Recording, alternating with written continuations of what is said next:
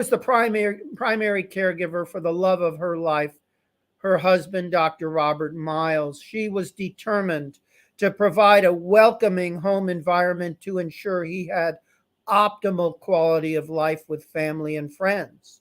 Our second presenter, Brett Cooper, is Connections Pastor at Lifeway Church in Tallahassee, Florida. Following his graduation from Emmanuel College, Brett worked with several youth groups in North Carolina. He later decided to pursue graduate studies at Southwestern Christian University, where he obtained a master's degree in Christian leadership.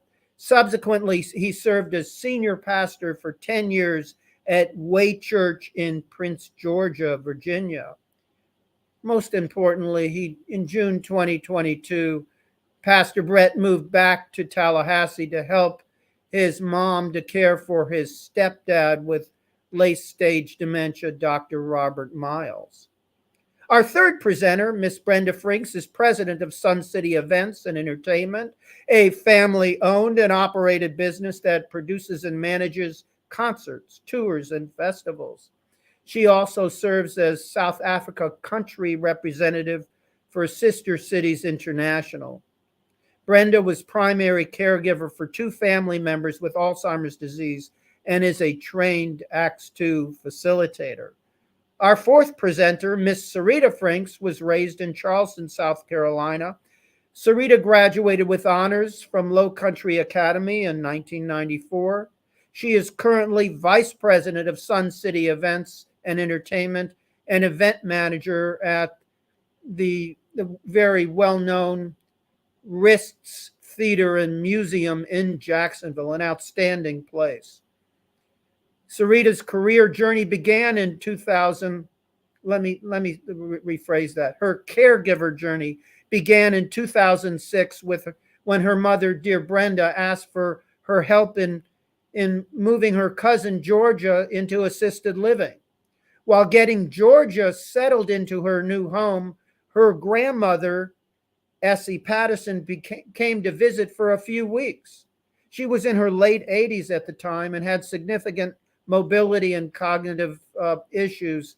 At that point, Syrita became a family caregiver for 2 family elders with dementia. Last, Mrs. Tomeka Norton-Brown is coordinator of the Acts 2 project at FSU College of Medicine. She has worked in the area of survey development and evaluation for the past 24 years. She has served as caregiver for her aunt and uncle with dementia and has a passion for helping others. In her role as Acts 2 coordinator, Tomeka has been a great source of encouragement and support for literally hundreds of caregivers of older adults with dementia across Florida. She is also a strong leader by example in her church community. During the course of the workshop, I encourage viewers to share questions to be answered after each presentation using the text message function of Facebook Live. We also will have a 20-minute question and answer period, folks, following the last presentation. And now, Dr. Linda Miles and Pastor Brett Cooper. Welcome. There we go. Hi. We are so excited to have the dynamic duo, Dr. Linda Miles and Pastor Brett Cooper, with us again this evening. Thank you so much. And thank you for all you do. Yes. And it's so easy for people to feel isolated and alone. And so glad you're reaching out and having a program to let people know they're not alone and to give them some ideas of how to cope. So, Brett, you're going to talk a little bit about Christmas season of life? Yeah, so we're going to get started here with our first slide that's have fun. I think that's a really important thing to do because you can, this is very serious and there is a lot to this, But if you can teach yourself to have some fun, and we're going to talk a lot about that, it can be really helpful. Well, in the Christmas season, what I mean by that is, hey, when we're born into the spring of our years, and we grow into the summer season of life, when we're in college and in our 20s. And as we get a little older, we go into the fall season of life. That's the reason why I don't have any hair, because of the fall season of life. And we won't say what season yeah, I'm it's in. what's falling off. But see, what she just said is great. We won't say what season she's in because we don't want to say the W word, Right. that season. Right. We're in Florida. We don't have that. Okay. What we have is the Christmas season of life. And I want to show you this slide here. We're going to move from this creative caregiving slide to the have fun slide. And if you look at that picture, you notice that we are wearing glasses that represent Christmas. And what you can't see back there in the background is Santa Claus sheets that my mother made sure that he had. Here, this was Dr. Miles' last Christmas.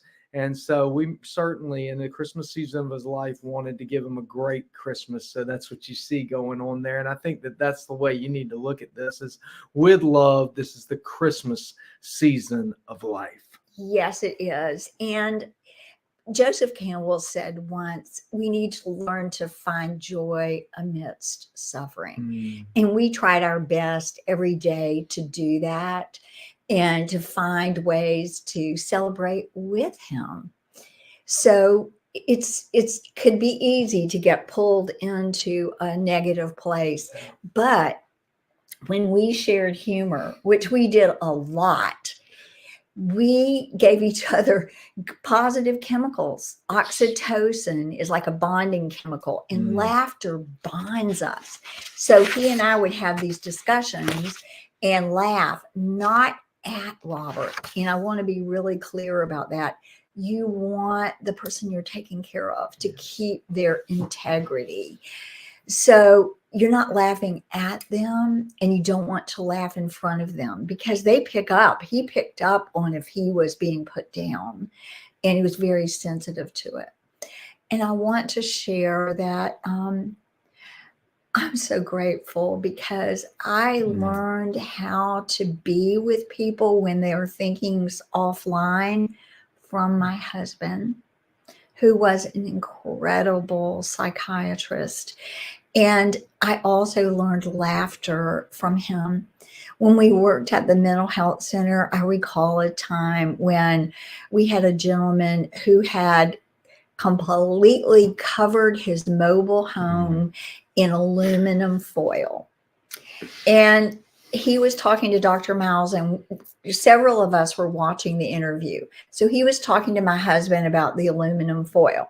And Robert's asking him and giving him a lot of integrity and asking him, well, why did you do it? And he said, to keep the outer space invaders out. And we watched Robert go where that man was and connect with him. And so he said, where did you get all that aluminum foil? And after that, as a team, we were able to laugh about where the heck do you get enough aluminum foil to cover a mobile home? So he was my inspiration. He was so good with patients and taught me how to do this. Yeah. And, something else about Dr. Miles, he was an athlete and a great one. And I'll tell you something that a lot of athletes, they love to quote this scripture that's found in Philippians chapter 4, verse 13. It says, I can do all things through Christ Jesus who gives me strength. And you see that in gyms and all of that kind of thing. I think it's great to read the verse before it that says, I know how to obey as I know how to abound. I can do all things through Christ Jesus who gives me strength. What I want to say to you is that, and that, by the way, that book has 12 times in it the word joy and finding joy in the midst of suffering. So when you were talking about joy in the midst of suffering, I was thinking, so much of scripture is about that. That's right. It's about how to have joy in the midst of suffering. Well, I'm going to tell you a little bit about how we found joy in the midst of suffering. We're going to jump to the next slide that says renewing our vows. And this is great because Dr. Miles looked over at this lady over here, my mother, Dr. Linda Miles, and said, I'd like to marry you, and proposed to her. So we decided, she figured, my son's a pastor, so hey, we'll do a wedding. And we did. And so we had a great time with that. And she didn't look at her, I've been married to you all these years or anything like that. She went with it. And I think that just like he went with it with the aluminum foil, she learned that from him. Well, guess what? She went with it. We had a beautiful wedding. Not only did we have a beautiful wedding for them, but he saw my daughter. She had a big stuffed animal unicorn. And I love it. Dr. Miles says, I'd like to have a unicorn like that. So we got him a unicorn. She got him a unicorn. And guess what? The unicorns, my daughter's unicorn, married his unicorn. Dearly beloved, we have gathered here today to join together these two fictitious animals. We unicorns. had a wonderful time bringing the unicorns together. Well, where are you going with that? Where I'm going with that is if you can learn to have fun, you are incredibly resilient. You can do far more than you could ever imagine if you'll allow that. If you'll allow that to come out. So what we're saying is things like renewing your vows. That's a great thing. Coming to the place that the point of this slide is go with it. Just go with it. Whatever comes up, you can do that, and you can do it well. So I think that becomes very important. I want to show you another one when it comes to going with it. I talked about the fact that Dr. Miles was an athlete. And so we're going to move to the next slide here. And this is called thug basketball. Let me tell you what I mean by that. Now, you probably noticed on there, this is you see the University of Georgia and Kentucky there. Well, Dr. Miles played for the University of Georgia. That's not a picture of him, but we found a University of Georgia basketball player. And you know something? I played some basketball with Dr. Miles, big 6'7" Dr. Miles. There were some nights I didn't quite know what we were doing or where we would be, but there was a particular time that I was changing him. All right. Sometimes things need to be changed, and I was changing him. He was incontinent. He was incontinent. Yeah. And so as I was changing him, he entered into a basketball game. He grabbed my arm and was pulling my arm. And he looks at my mother and said, "You get that thug out of here." Yeah, and he had his arm up like this, like he did in basketball games, and he was trying to block him out. And he goes, "Get that thug out of here." So my son was great with this. He didn't get trained by Robert in a mental health facility, but he would just go with it. Yeah. And didn't take it personally that he was calling him a thug. No. And I called my stepson afterwards because he was a basketball player too. And I said, "Do you guys talk like that under the basket?" He said, "Oh, much worse, much worse." Yeah. So make sure you go with it. Go, whatever's happening, you can have that sense of, hey, I can handle it if I just learn to don't take it so seriously. What I mean by that is in the moment. Don't take it so seriously so that you can keep humor in your own heart, not in front of them, not laughing at them. No, please do not laugh at them, but with them, because at times he would laugh. You can see when we renewed our vows that he was very happy about it. He didn't realize we'd been married for 35 years, but he enjoyed the whole thing. So, the laughter is so that you can celebrate, even though your loved one suffers and you suffer, and it's a hard job, but you look for the opportunities to celebrate. So the next slide is called the wild turkey. Now, if we go back to the mobile home example where he taught us that you bond with that person, he said, do not argue with someone who believes a delusion. And he really put that into my head because he was my supervisor and my teacher. And so one night we woke up in the middle of the night and he goes, "There's a wild turkey in here." I'm going, "Really? And where?" And so he points to it across the room. It's a wild turkey. So I go, "You know what? I know what to do." And I pretended to usher the wild turkey out. all the while thinking, if this was a real wild turkey, that turkey would take me out. So just going with the flow and knowing that they believe that, they believe their delusions. We did a lot of handling it for him. And, so that's all it took. I took the turkey out. I said, he's out, he's gone. I've shut the door. He can't get back in. So just going with the flow, and then you can laugh about it later. So the next slide is about ex-wives. Oh, no, it's toy gun. Yeah, you cannot miss this one. You can't. No, this is so great. You're gonna love this. My husband used to keep a gun by the bed. Well, of course, I had removed it when he no longer had good judgment. And so he missed that gun. He asked me all day for days, I've got to have a gun. We are in danger. So I thought, what can I do? Because he wouldn't let it go because he felt we were in danger and we had no gun. I went to Walmart. Now, I don't know how many of you have tried to get help at Walmart. It's almost impossible. But the kindness of strangers, when they found out that I was on a mission to find a toy gun for my husband, I had 3 kids helping me. And one got a ladder and got way up on the top looking for a gun. And we found one. And boy, does it look real. And I came home and I said, see, I've got your gun. We're putting in the drawer. And we put that puppy to bed. And again, that's something we laughed about later. That's something I laughed about with the kids at Walmart, but not at him. So then you have to laugh at yourself. Yes.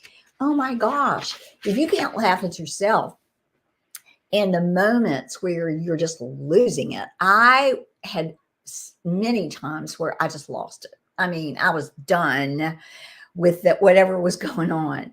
So one night, again, it was the middle of the night. I don't know why the middle of the night. So in the middle of the night, he starts to try to get up. Well, he forgot he couldn't walk. And so if he would stand up, he would fall. And so I said, please don't get up.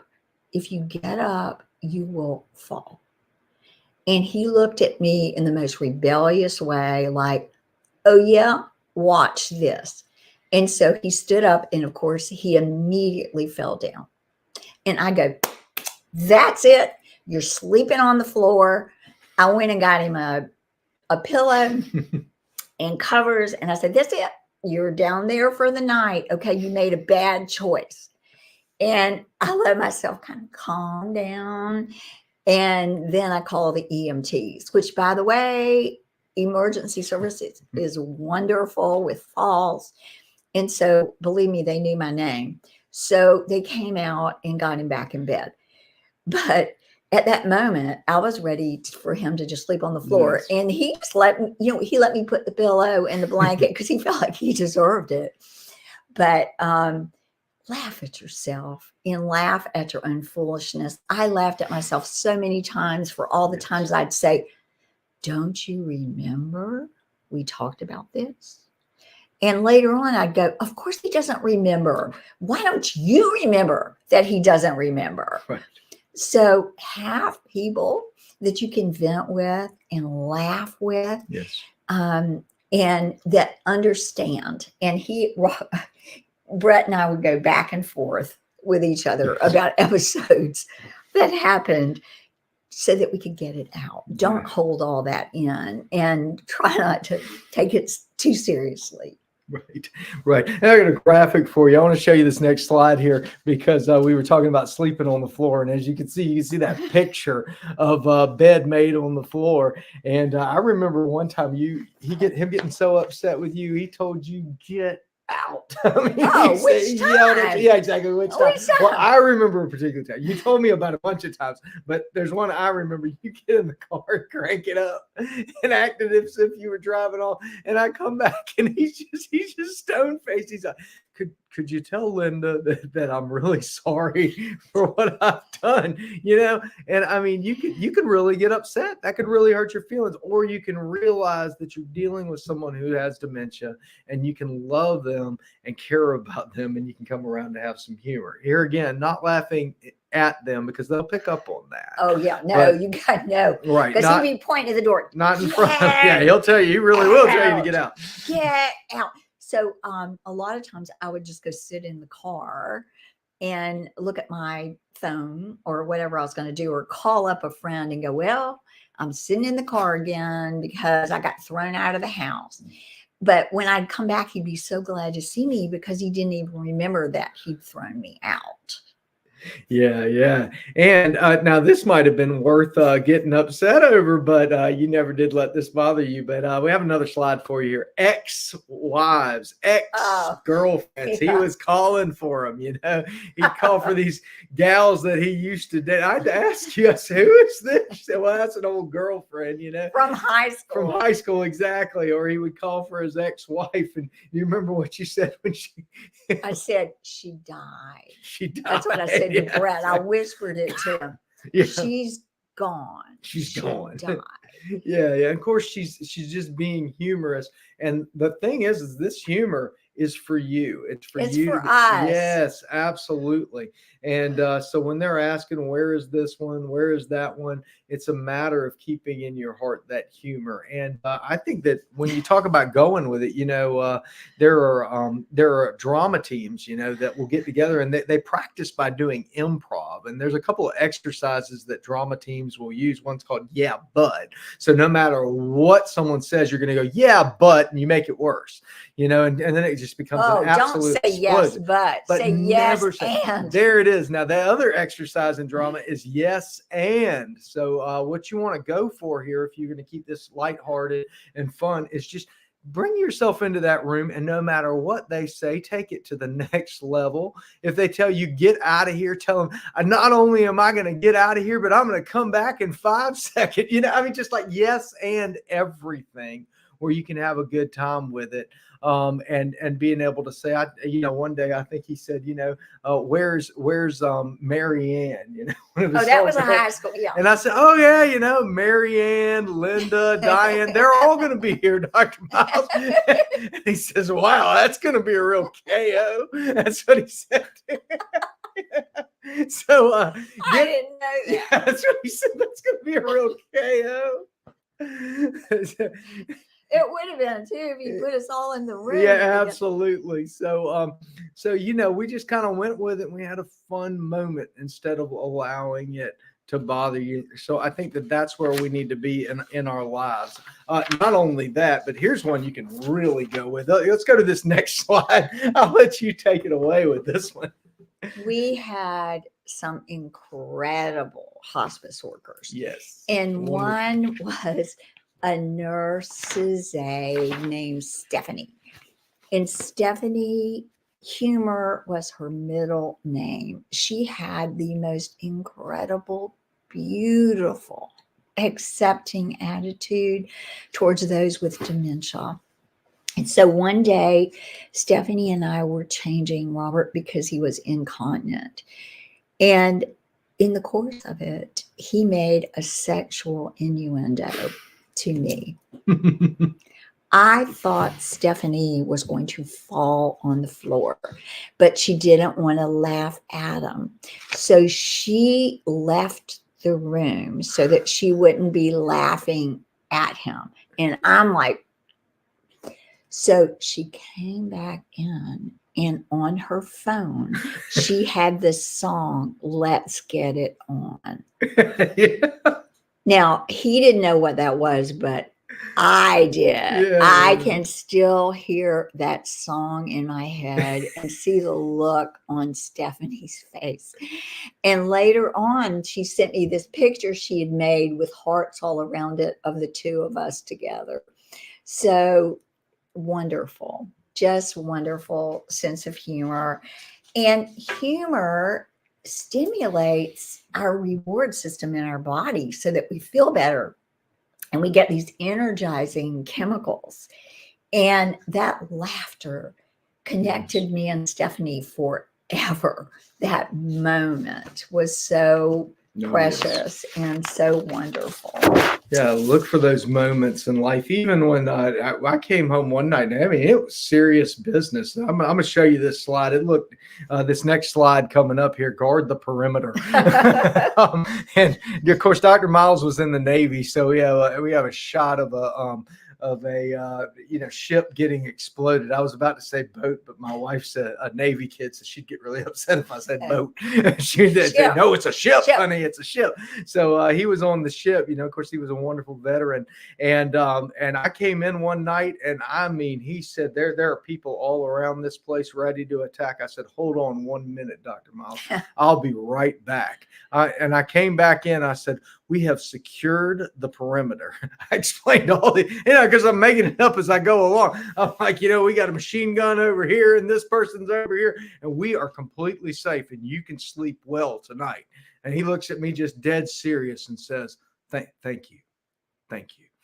So I think we have to come to that place that we can do that. I think that's another example too of how he taught by example. Because when he was actually a Navy psychiatrist, they had a young man who became psychotic, and within a mile of getting to the shore back home, he jumped off the carrier. Yeah. Well, Robert said it cost like $300,000 to turn that ship around, but they had to turn it around and go get him. And then Robert's like, what were you thinking? Because we were almost to shore. And the man said, well, I was just thinking we'd never get there. So he kind of took that in and saw and kind of boarded him out of the Navy.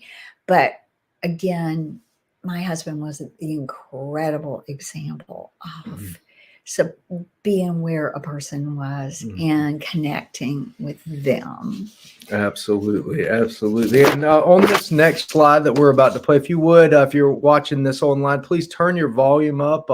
We've been working on the volume, trying to get it just right. So if you would turn your volume up on your cell phone or whatever device you're using, because we want to make sure this is a really wonderful thing. We want to make sure you're able to hear it. So I'll let you take it away with this one. Well, and I just want to say music therapy is such a great thing for people with dementia because they can remember music. And it's another way as a family you can celebrate. And we loved it when the music therapist came. And this is an example. The next slide that's going to be a video. And we'll close with that for now. And before we close, let me just point out that if you have any comments or questions or anything like that, please feel free to put them in the chat area.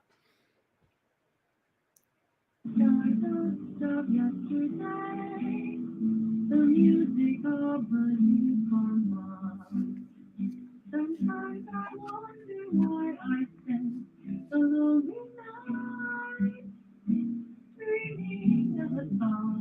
That's right. This melody haunts my reverie. It's singing. I am once again with you. When our love was new, and each kiss an inspiration.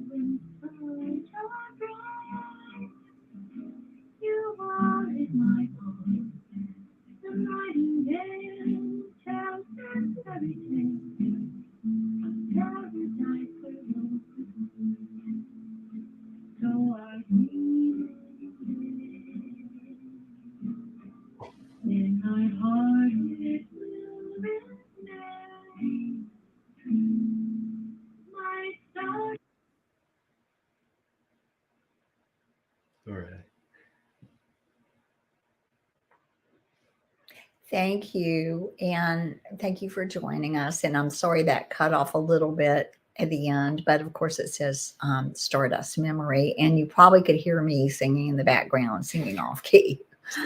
Thank you. Thank you.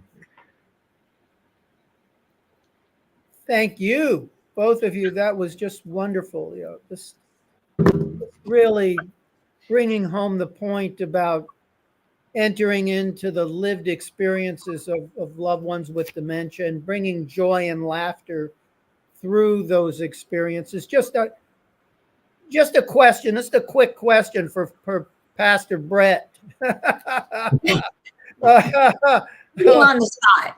When you were, a basketball thug, but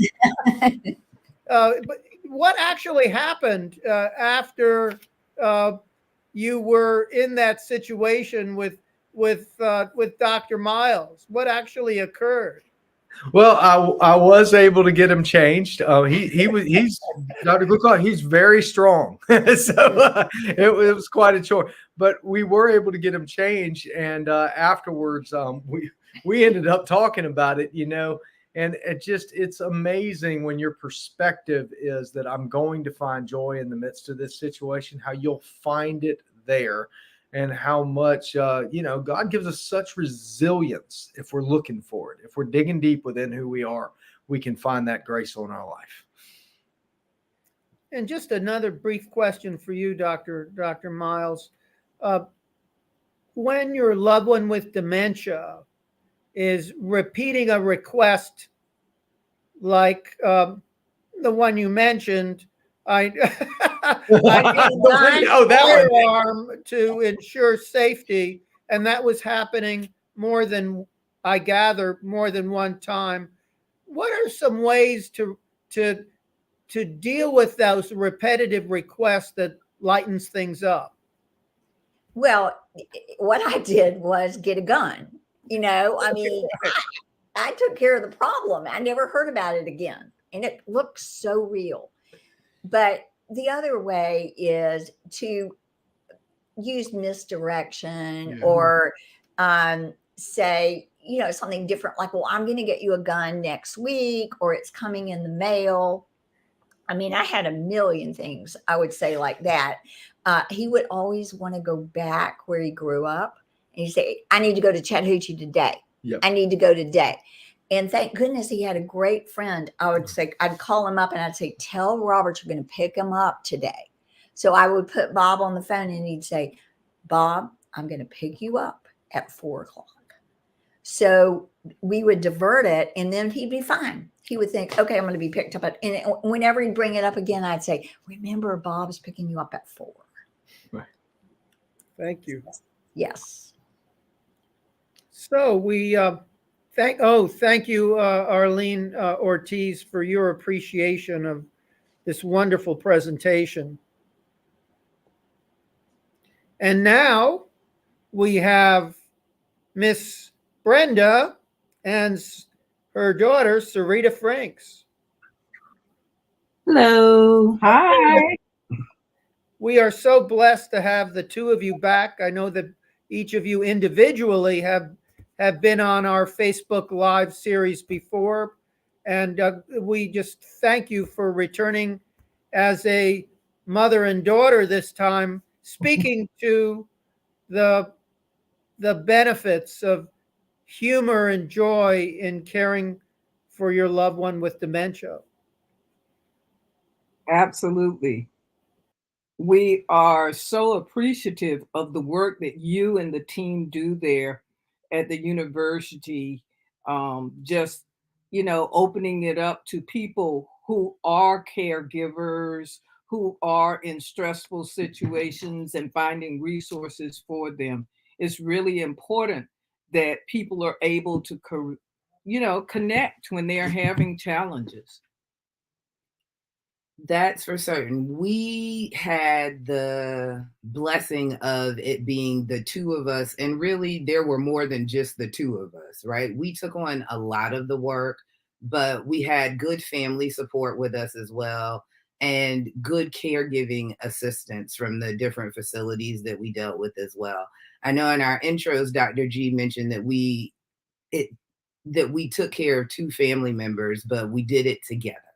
And I think that was the thing that was most important for us in doing that, being able to share the load and share the joy, share the sad, share the mad, because that actually happens too. But just to be able to share in all of those moments and be able to spend time with both of our loved ones, Georgia and Essie, and care for them as best we could during the times that we had them. This picture here in our first slide is actually us taking her to a basketball game. And as you can see, she was pleased as punch to be there. And it looks like I was too. You never believe that I'm not even a sports person at all. But that was one of those joy and humor kind of moments for us. It was something she wanted to do. It brought her joy. She had a great time. And as you can see, we enjoyed spending the time with her. If we can go ahead and go on to the next slide. So this picture, these pictures here, you see me looking as fancy as possible. And this is actually on the day that I visited Georgia, who most times looked exactly that excited if I showed up in a pair of heels. And that brings us to kind of the story and the conversation with these little touch points here. With Georgia, her dementia was one where we weren't always the same people, and she wasn't always happy with the person that she got, depending on who walked in the room. So there were some days where she was very difficult for us to deal with. And just, you know, would take some joy in being able to tell us no.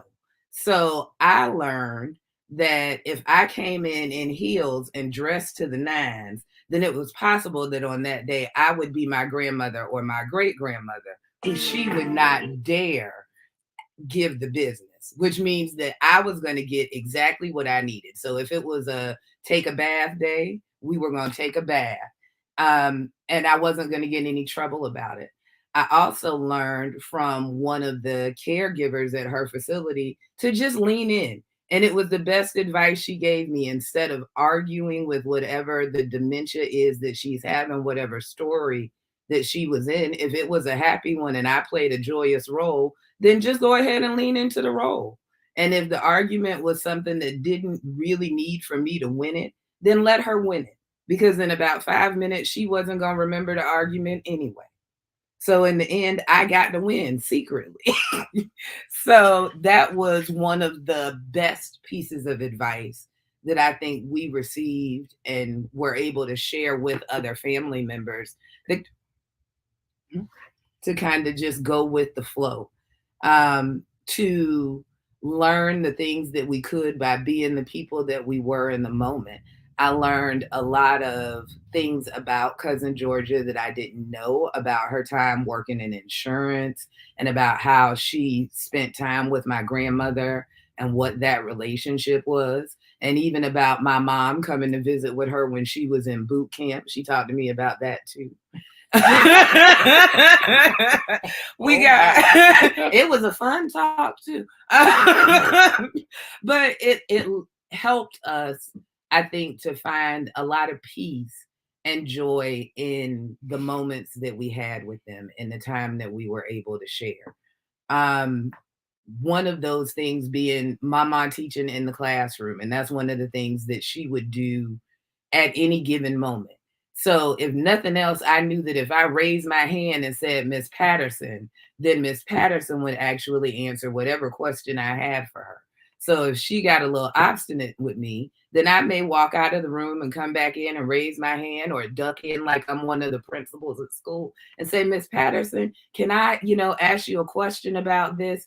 And much like Dr. Miles and Dr. Cooper were saying, or Pastor Cooper, it gives a little misdirection so that you can find a little moment to kind of divert things and get to a place of peace and joy.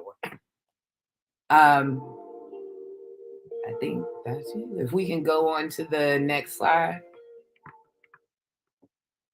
Yeah, that's it.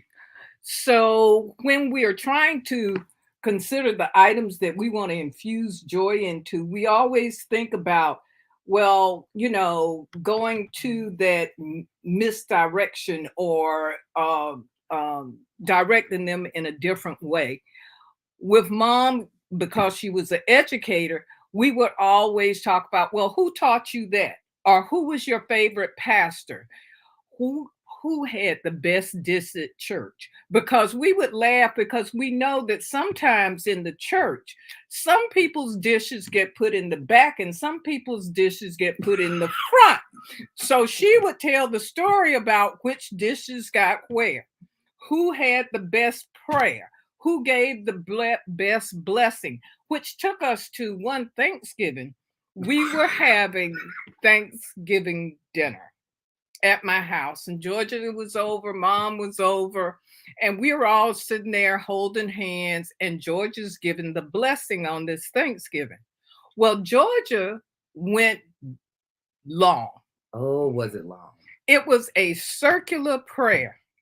And about the third circle, mom sat down and started eating her asparagus. And everybody just kind of fell out a little bit, but we let Georgia finish the prayer. But mom was like, she had this way of looking at you. And for those of you who know the mother look, when they roll their eyes, it means be quiet and sit down. She gave Georgia the eye. And Georgia stopped with the blessing on the fourth round. She ended it.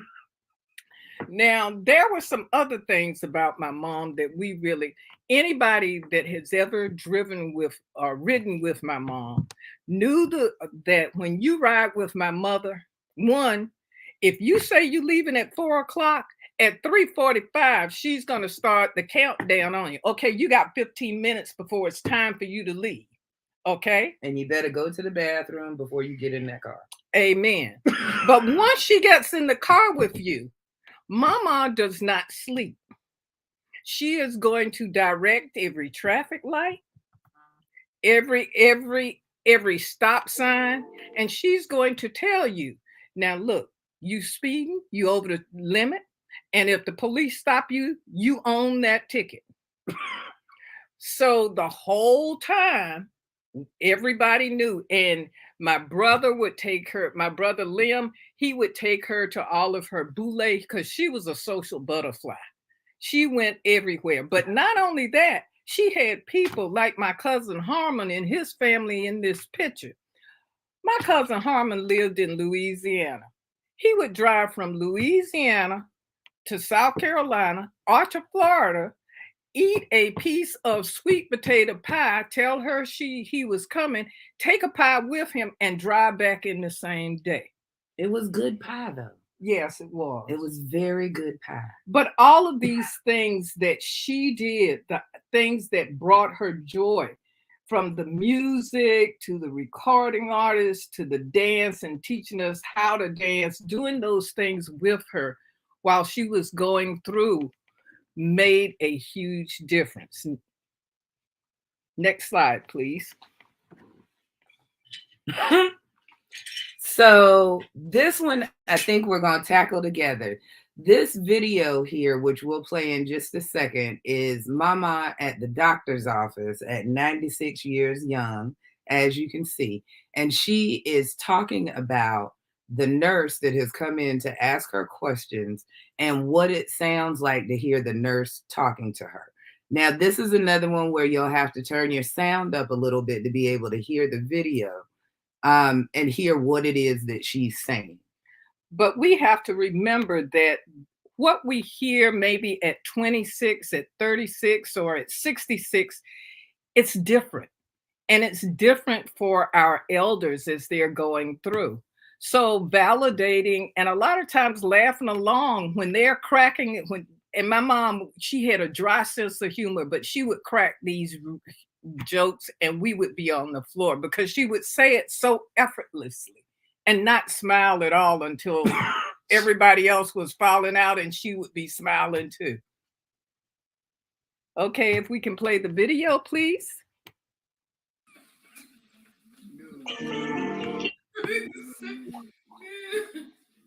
I can decide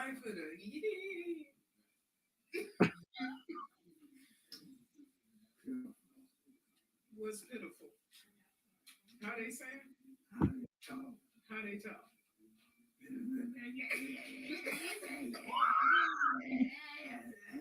What is it? That's just what it sounds like.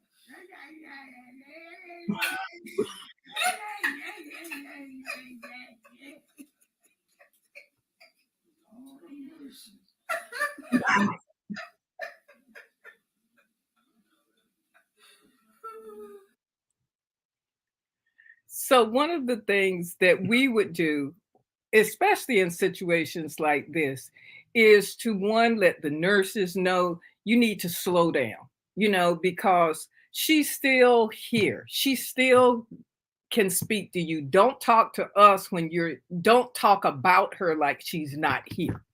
We want you to direct your questions to her and just slow down just a little bit, because she wants to be part of this. She wants to tell you how she's feeling. And if we need to have some kind of side conversation or something else, then let's do that. But let's engage her while she's in the room. But if you're talking real fast, like a lot of us do most of the time, she doesn't interpret that in the same way. Next slide, please.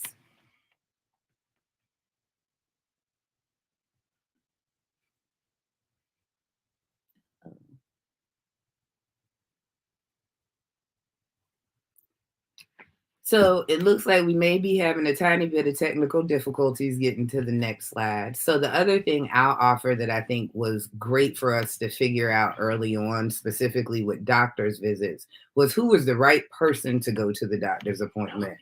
And it was different depending on whose appointment it was and what kind of appointment it was.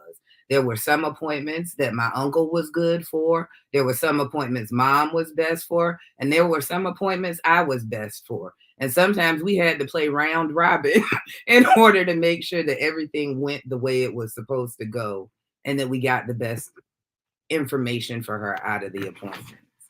So outings, this is all you, Mom. You're great at remembering the when and why. So as I said, my mom, well, our family is a very social family, period. Yeah. We're event planners. Mom, from growing up, we were in the church planning, we were in the community planning, and it enriched our lives. So it was natural for her to still have some of that yearning. So as an event planner, she would see us rushing around, getting this ready, getting that ready. So when it was time for the event, it was like, y'all just gonna leave me here at the house? So we would do cameo appearances. We would have mom, and all of our family and friends, employers knew who my mom was, and she would come in and help where she could. So in some of the pictures that we have here at the Black Expo, the Taste of Jacksonville, we would have cameo appearances where mom would come for 30 minutes or so. Her caregiver might bring her, or she might ride in with us. She may be there early in the day, maybe putting together, folding napkins or something like that. So she felt like she was contributing too. Also, with family reunions, my mom started us having family reunions. She was a part of the team that started that in many occasions. So it was natural that for us, whenever we get together, we always honor our elders, and that's just a part of how we do things. My mom loved flowers and gardens and whatnot. So on a day when it's nice out, we would take her out, take her in her wheelchair, go to the Comer Museum and Gardens. This is when we lived in Jacksonville. But also she was a sports fanatic. I mean, she knew more about anybody else, who the players were, where they came from, what school they went to. We went to games, both in person, live. I remember her visiting me when I was in San Diego. She went to the Navy. When I was in the Navy, and we went to basketball games. So it was natural for her to want to see the Super Bowl And we were in there with those 3D glasses on, checking it out. Lots of fun. She would get into it too, fuss at the TV and everything. And she was out from in front of the TV, to be honest. It was always fun to be able to do something with her that she really loved, and that was a thing that was a timeless kind of joy for her, because it always brought her back to that kind of peace and joy. And it gave us opportunity to spend time with her in that way. Next slide. Yeah. All right. Ah, look, here we go. So more of those family love moments. As Mama started to get a little bit older, we tried to do our best to make sure we took her on all the trips and all of the outings to see all the family that we could. So in some of these pictures, we are traveling with her, and you see her with my uncle and my cousin, Lim and Keys. And then you see her with her brother and nephew there. And then this picture on the right-hand side of the screen is one of our family pictures where we all got together and took pictures, just because that was something that she loved to do as a retired teacher. She knew picture day was something that was going to happen. So we could definitely get her participation in that. She loved planning it, helping pick the colors and all of the rest of that. And we enjoyed dressing up to do it with her. As we got a little bit later on where she was less able to travel, one of the things that we did a lot of was hosting family gatherings, because that was something she was really into. Family was very big, and she was, made sure that we all spent time with each other and knew who our cousins were, and the distant cousins, not just your first cousins. So on holidays, we'd have a house full crawling with folks that would come to see her from near and far, because we couldn't take her to them anymore. And that was amazing. They would call to find out what her favorite dishes were, what she wanted. And we would just all gather around her and love on her. And she would share her stories with us, which was just valuable times shared, talking about joy, Yes. Indeed. Next Indeed. slide.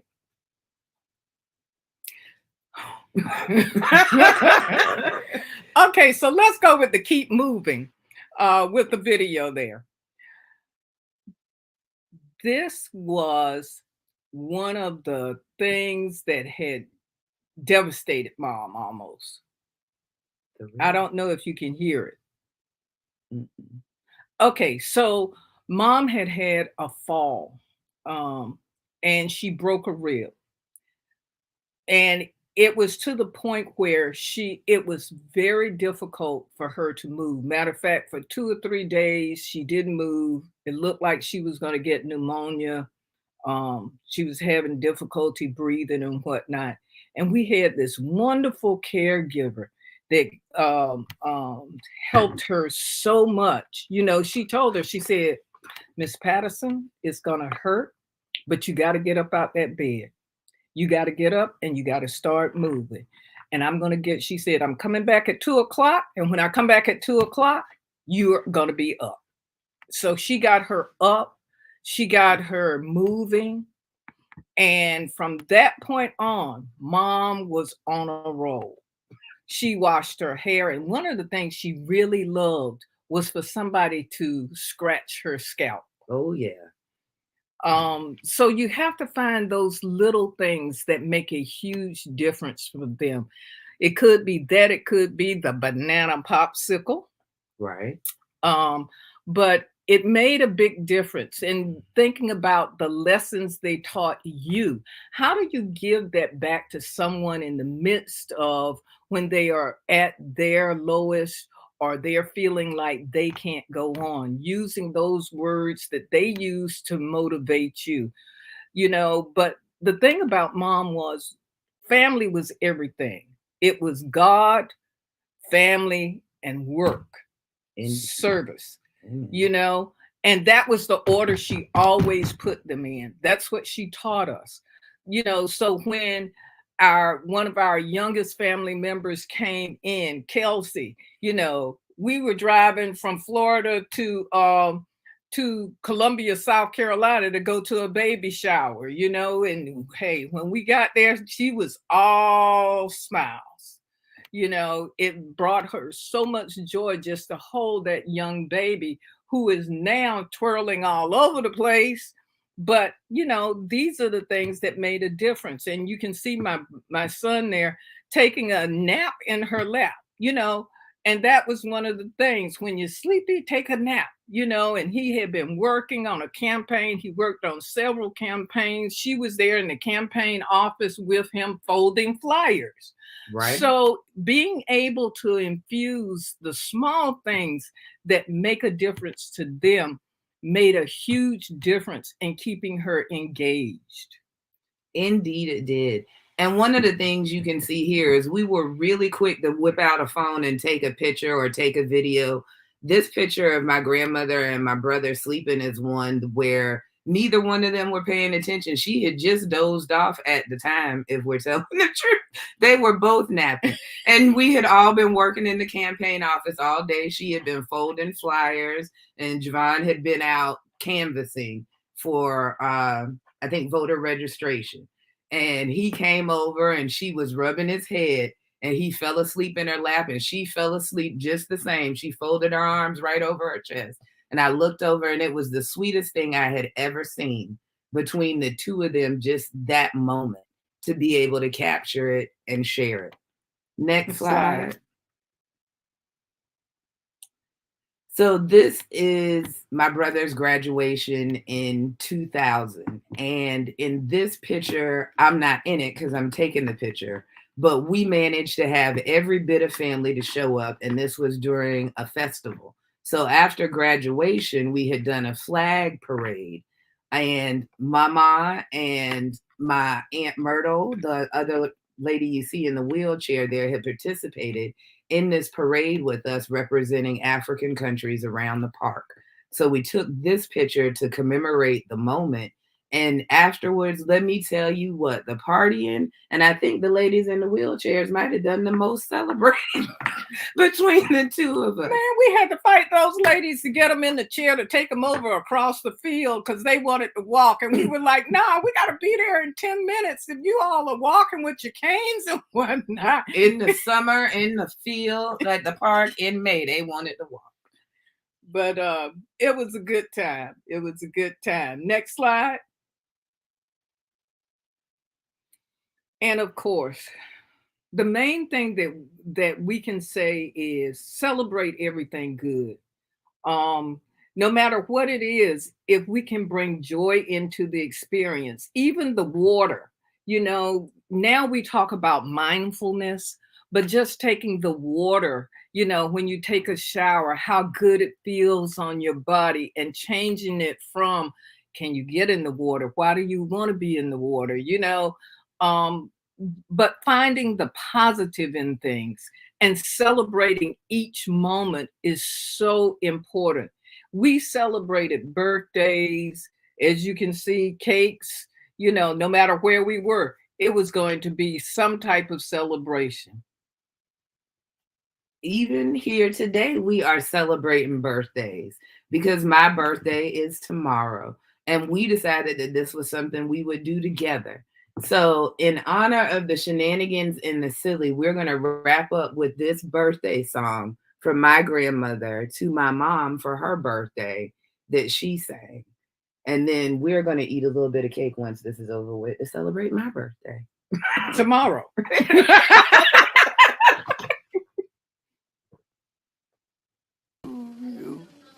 Happy birthday, dear Brenda. Happy birthday, oh you. How old are you? How old are you? How old are you on your birthday? How old are you? I'm 58 years old. 58. I'm 58 years old. I'm 58 years old. I'm 58 years old. What'd that make you? 95 or 100. All right. I love you, Mom. I love Give me a kiss. That's my birthday present. Okay, that's mine too. I just want to say, involving our entire family in mom's caregiving was instrumental. Everybody has a strength, and they were willing to bring that to the table. My brother, hey, he and Pat took care of the paperwork, filing this and filing that and making sure bills were paid, which, when you find what someone's strength is, really being able to have that as part of the caregiving experience and including others in the family, it just makes a world of difference for everyone. Indeed, it does. Yes. So again, thank you all for sharing this moment with us. We hope you got some laughter as we were going through some of the things that we laughed at along the way. But Georgia and Essie will always remain in our hearts. And we are so thankful that Acts 2 gave us the skill set to really understand that dementia is a disease process, and that in that journey, it can be a long road, but it can be so worthwhile. Amen. Amen. Thank you. Well, thank you so much. Just such great beauty and such laughter and also wisdom that the two of you brought to the table in caring for dear Georgia and your mother and grandmother. It's just so moving. I think we have some affirmations. Thank you, Jennifer McCrae. Happy birthday, Brenda. It's actually Syrita. We'll take it. We'll take it. We're gonna leave it. My Well, part. that had fun. Well, there's no doubt about that.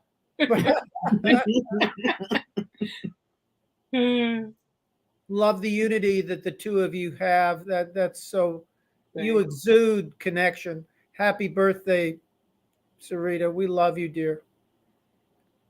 Archer, Florida. Oh, well, there's Reverend Carl Anderson. My grandfather was the first Black mayor of Archer. Thank you for joining us, Reverend Carl. Beautiful city.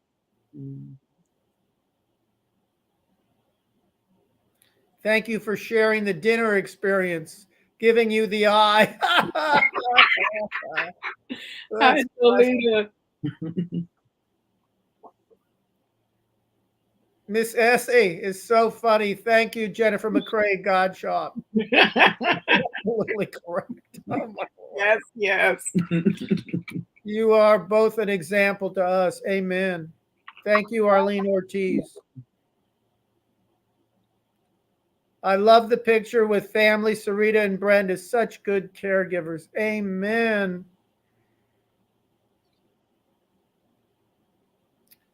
And now, folks, we're going to move on to our third presentation. Tomeka Norton-Brown. So glad that you're with us this evening, Tomeka Norton-Brown. Good to be here. Good evening, everyone. What I'm going to do is to provide information on our Acts 2 Caregiver Training Project, and just kind of give you information on who we are and the services that we provide. Next slide, please. Acts 2 stands for African American Alzheimer's Caregiver Training and Support Program. And in our program of services, we offer three major types of services. The first is our faith integrated group skills training and support for distressed African American caregivers of older adults with dementia across Florida. And I will give more information on that program in a moment. And you'll hear us referring to our 12-session program. Let me also state that the 12-session program is for African American caregivers in the state of Florida, but we do have services such as information and referral and brief problem solving that is open to all caregivers, regardless of race and regardless of location. We also do dementia awareness presentations and workshops at faith community and elder care venues, as well as through social and print media across Florida and the US. And then lastly, those individual telephone-based problem solving and information and referral consultations that I mentioned before to all caregivers and other stakeholders across Florida and the US. Next slide, please. I'm going to give a deeper description of our Acts 212 session program. Our 12 session program includes 7 group skills building, so 3 caregivers in a group and 5 individual sessions. All sessions are delivered weekly over toll-free telephone by trained lay pastoral care facilitators. When you hear us talk about lay pastoral care facilitators, those are basically lay persons from the faith community who have either self-identified and sought out training to be able to deliver the sessions, or they've been nominated by the adjudicatory leaders. In those 5 individual sessions with the facilitators, they focus on goal setting and problem solving to address the concerns that have been identified by the caregivers. Most caregivers come into our program with 2 or 3 things that they want to work on. Some of the goals are caregiving related, some of them are personal goals, and they get 5 weeks individual sessions with that facilitator to come up with some strategies to help them achieve those goals. Next slide, please. The contents of our 12 session program, it consists of 6 major components. So the first is the overview of the basic characteristics of the dementias, or we call that Dementia 101. So all of our caregivers receive information on what is dementia, what are the stages. We also do relaxation training that's combined with calming prayer and or meditation. So we actually teach our caregivers on how to relax, how to have mind, body, and spirit enter into the state of relaxation. We do effective thinking about the challenges of caregiving coupled with scripture. I mean, you will notice that we talk a lot about scripture, prayer, meditation. So Acts 2 is a faith-based program, which just means that those elements have been woven into the actual sessions, but we are also ecumenical. So if a person does not profess a particular faith, it will not prevent us from providing services to them. Next slide, please. We also do, I call this the me time module. So building in pleasant daily activities as a guard against emotional distress. Just being able to negotiate 15 minutes to take a walk or to listen to your favorite type of music. We also work on communicating effectively, not only with the care partner with dementia, but with family and health professionals. And then lastly, developing those effective problem solving skills through personal goal setting. Next slide, please. I'm just going to give a little bit more information about the other services that we provide. For dementia awareness training, our Acts 2 staff members will deliver both in-person and virtual dementia awareness training to family caregivers and interested parties. Some of the topics that we cover when we do dementia awareness training would be that basic information about the characteristic and stages of dementia. We also talk about risk factors for Alzheimer's disease and related conditions. And also we'll talk about strategies for preventing or delaying the onset of dementia. Next slide, please. For our individual problem solving consultation, as I said before, this is available to all caregivers, regardless of race, regardless of location. We will do 1 or 2 problem solving sessions over our toll free telephone by one of our Acts 2 staff members. The caregiver prioritizes 1 or 2 goals, and they will work with the facilitator in developing an action plan. So some of the most common things that we talk about when we're doing problem solving consultation. The caregiver may be having difficulties with bathing and hygiene of the loved one. Their loved one may be having challenges with eating, or they're experiencing difficulty getting help from family members. Next slide, please. In our information and referral consultation, so those 1 or 2 information and referral sessions delivered over toll-free telephone, The caregiver prioritizes their I&R goals, and they work with the facilitator in developing an action plan. So some of the most common calls that we get for I&R, caregivers want to know, who offers affordable caregiving services in my area. They want to find culturally responsive adult daycare centers and then locate effective estate planning assistance. Next slide, please. Okay. Here are some dementia care resources. There is the Alzheimer's Association, the Alzheimer's Foundation of America, the Florida Department of Elder Affairs, the Elder Helpline, Elder Care Locator, and the Alzheimer's Disease Education and Referral Center. Next slide, please. How can you get more information about Acts 2? Interested caregivers can learn more about Acts 2 by phone, email, or through the web. You can reach us toll free, 1-866-778-2724. My local to Tallahassee cell phone number, 850-274-4945. My email address, tnnorton@fsu.edu. You can also find us here on Facebook at Acts 2 Caregiver Project, where we do post information that is relevant for caregivers. And the next thing we're going to do is to give you a tour of our Acts 2 website, www.acts2project.org. So if you would bring up the website, please.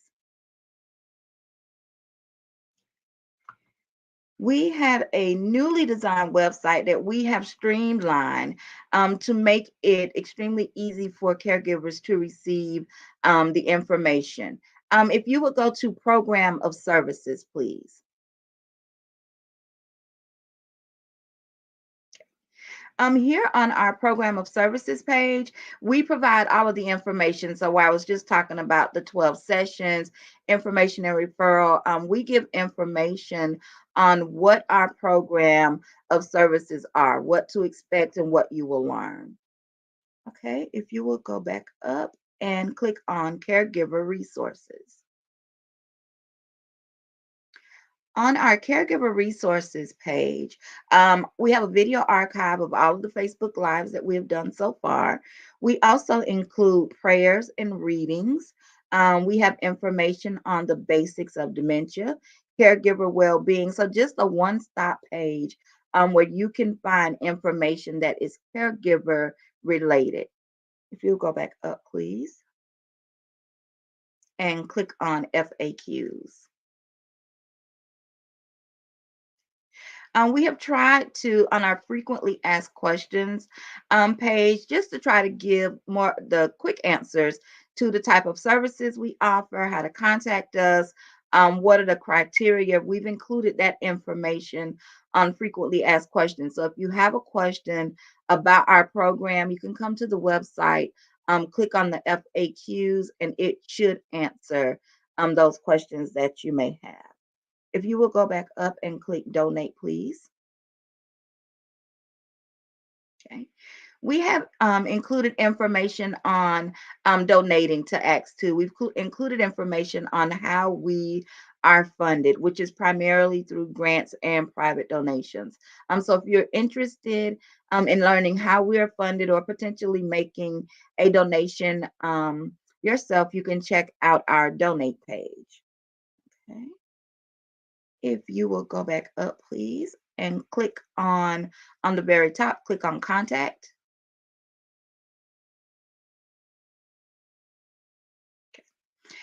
If you have questions about our program, or if you just want to sign up, you can always come to our contact page on our website, fill out that form.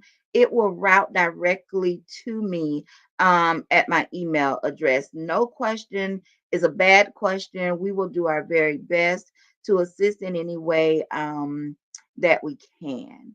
What we are now going to do is go into our panel discussion. So we will bring everyone back up, and then you will be able to ask any questions that you may have about any of the information that you heard here this evening. Thank you very much. Mhm. What a wonderful workshop, Dr. Linda Miles, Pastor Brett, Brenda Frinks, Syrita Frinks, Tomeka Norton-Brown.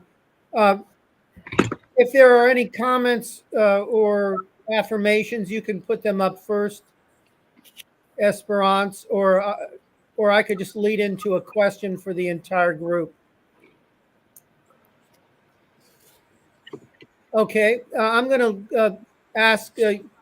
Well, I'm going to make a sort of uh, a frame for you to address questions. What I noticed is that the first step in identifying those situations, caregiving situations, for which humor may lighten things up, may be helpful, is observing and listening. I thought that was the first step.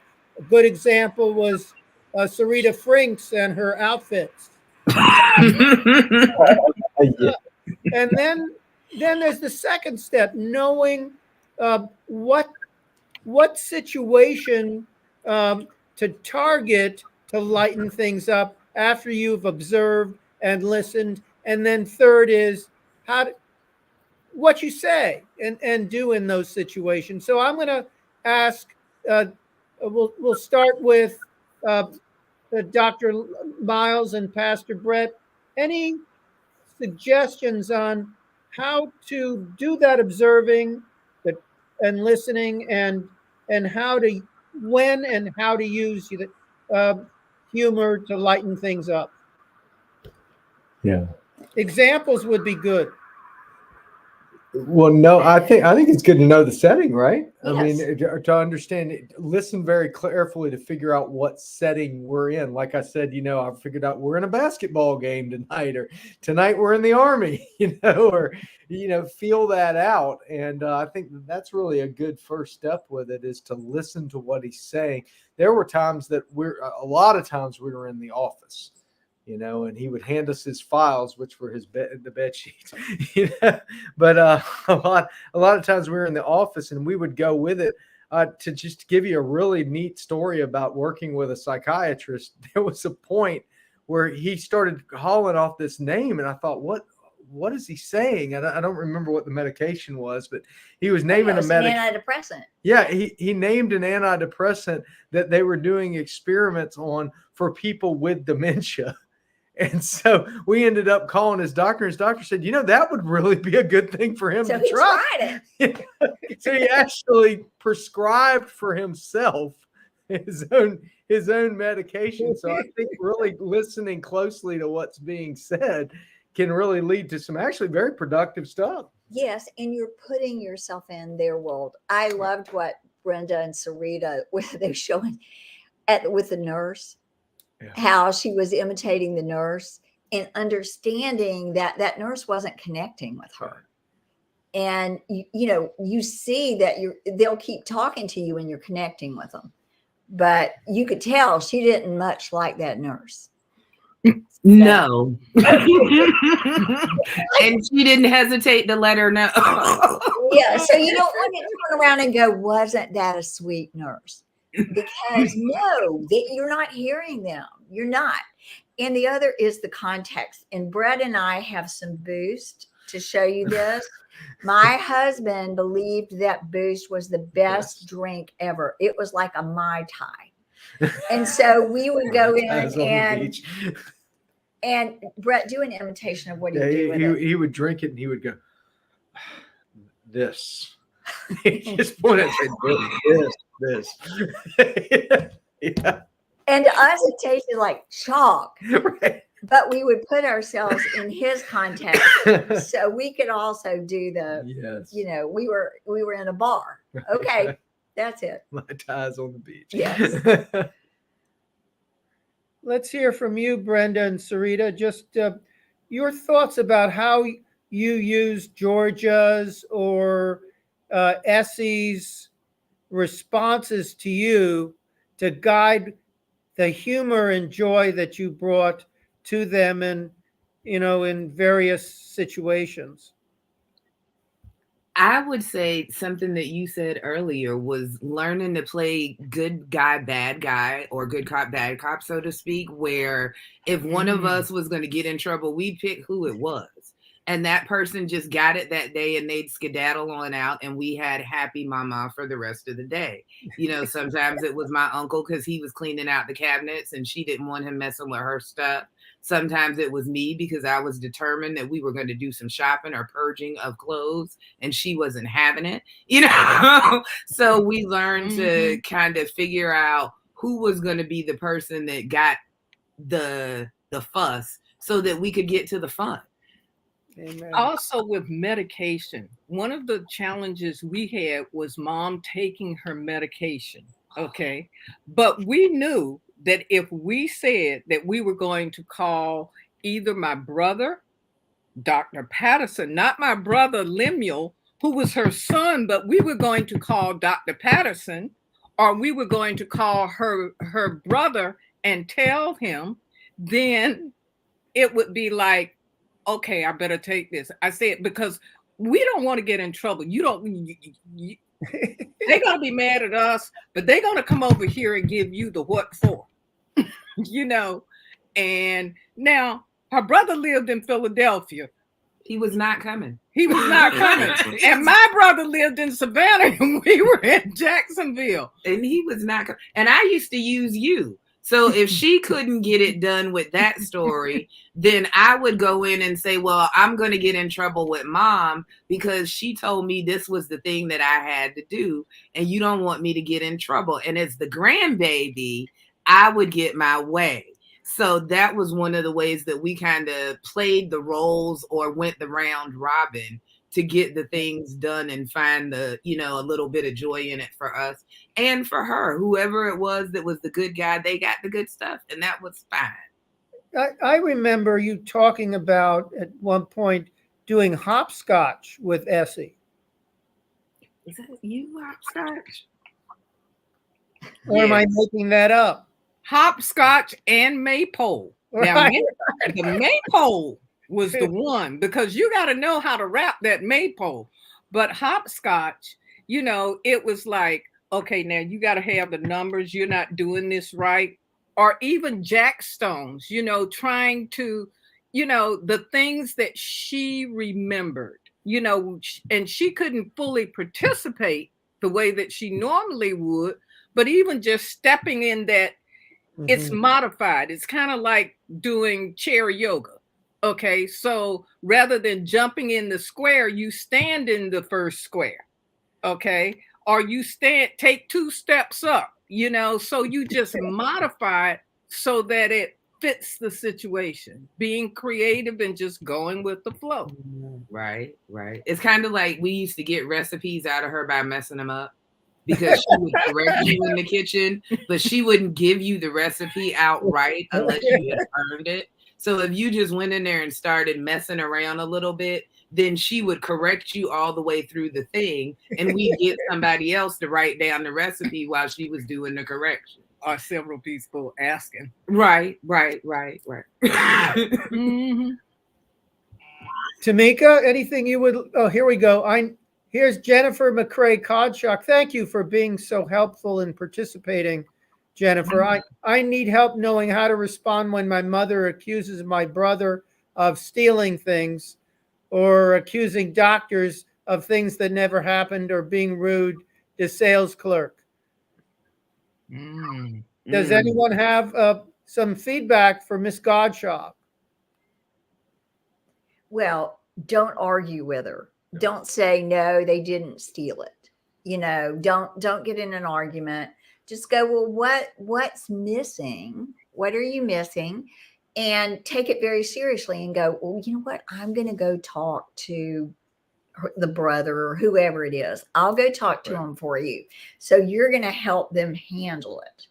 And then you can make up. I love what you guys were saying, Brenda and Syrita, is like you're creative. You just keep creating the story. So then I would make up something like, well, you know, he said he didn't mean to take it, but you know, whatever. You're going to wind a story that sounds credible right? Maybe he gave it to a friend and that's why Maybe he can't gave it to a buy friend who needed it. That's Right, great. right. Or if it's something you can buy like you did with the gun, have him give it back. Exactly. Exactly. Yeah. I just need it. Yes, it's just needed. So you don't get in an argument and you don't say, oh no, that's not, oh no, he would never, no, you don't do that. And sometimes you can't do anything about the store clerks or whatever. You just need to kind of move on. Right. Yeah. And maybe explain to the store clerk, they're not doing too well today or whatever. Right. No, Right. that's going to happen. Yes. Yeah. Tomeka, any comments that you'd like to make before we do one final parting comment from each of the groups?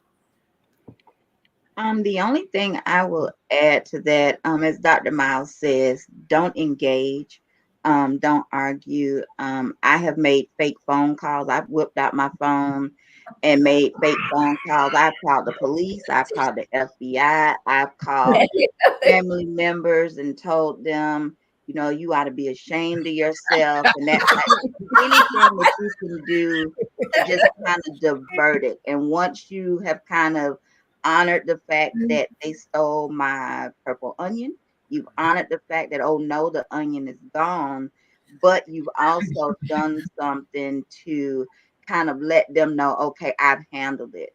So I would do a lot of, you know what, you don't worry about it. I got this. Let me take care of this. And I just pull out the phone, make a fake phone call. I'd walk off. I'd be arguing with myself on the phone. So you just have to find a way to kind of settle it out without getting yourself so worked up. Because if you get worked up, it's gonna work them up, and you're just gonna stay in that loop.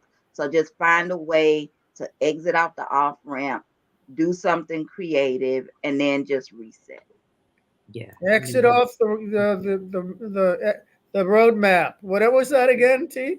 Exit off the off ramp. Off ramp to exit off. And Good one. well, we do need to exit off at this point off the off ramp for our workshop.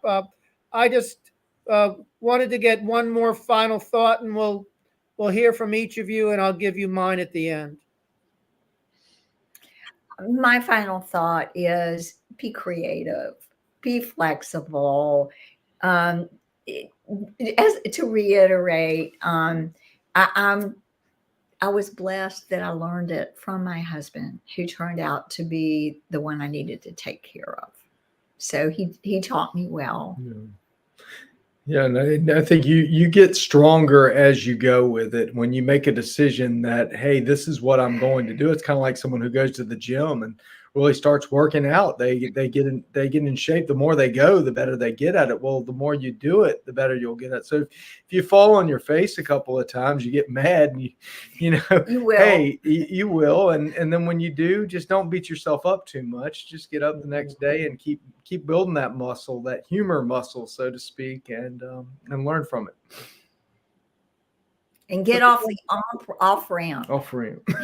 Off the off ramp. I love that. We're gonna take that one with us. Final thoughts. So, final thoughts. One, lean in. Whatever the story is, if it's not hurting anything, go with the fantasy. Sometimes it's good for us all to imagine. Think of it like when you were young and you went outside and you made up stories with your friends and y'all were at the fort, but in your mind it was the castle. Remember that's basically the same thing that's happening here.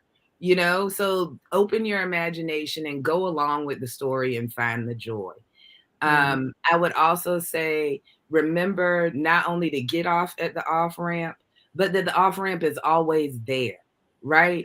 That whatever the moment is, even if it's a frustrating one, it's going to be a fleeting one, because that is one of the joyous things of dementia, is that the moment isn't going to last. In a couple of minutes, they're not going to remember it. So there's no point in you being worked up about it. And that's a direct quote from the nurse who said, lean in. It was also some of the best advice. And lastly, Find your support system of people who it's okay to vent to when you're mad, when you want to cuss, when you want to throw something at the wall, when you want to walk out of the room. Find that person and make sure you got them on speed dial and they're there for you. Or the person that can come and sit and just do a little misdirection, because they'll be a lifesaver for you the entire experience through. And get with Axe every moment of the way.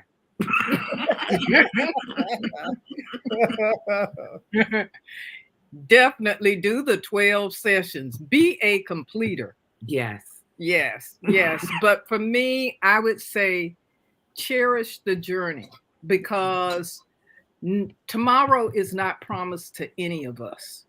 And when we recognize that, remembering what it takes to get through, and just, you know, when they say angels fly because, you know, they're light, you know, just remember the light at the end of the tunnel, you know, and no matter what you're going through, someone else probably has gone through the same thing. So don't be so closed about the experience that you don't reach out to other people so that they can help you along, you know, and be prayerful.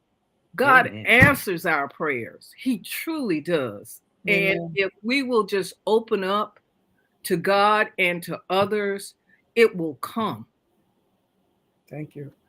Mika? My final thought will be, just remember that even though your loved one has received a diagnosis, they're still your loved one. They're deep down inside, they're still the same funny, quirky person that they were before. And we talked a lot about finding the humor and the joy.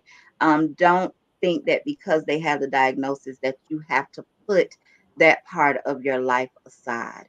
The last thing I will say is, as Syrita and Brenda said before, if there's anything at all that Acts 2 can do for you, even if you just have a question, use my number, use my email, go on the website, send a message, and let us be there to support you, and we will do it gladly. Thank you. Just wanted to say thank you to this wonderful panel. This was just a great joy, and also just a very helpful skill or set of skills to ensure that not only can we bring joy to the and dignity to loved ones with dementia, but also for self-care, to honor our own need for joy and humor. And by all means, I can see that in myself, you know, as a caregiver for my wife with dementia. I really cherish the moments when I can make her joyful, and through humor, and also recognize at times my shortcomings when I'm not able to be as effective as I'd like to be. So thank you, panel. Here's just wanted to give you a brief announcement that on March 21st, Thursday, March 21st, we will focus on sleep difficulties and caring. There'll be a workshop on managing sleep difficulties and caring for loved ones with dementia. That'll be held 7 to 8:15 Eastern Time, Thursday, March 21st. I just wanted to thank all of the audience members who participated in providing comments and feedback. Thank you for being available to us. One other thing I wanted to share is that all Acts 2 services are provided at no cost. They're all free of charge. So we thank you. For those of you who might have, last statement, who have come to us late, didn't hear the earlier parts of the workshop, within just a few minutes, there will be a video of the entire workshop available to you. So we'll say thank you. God bless you. Have a wonderful evening.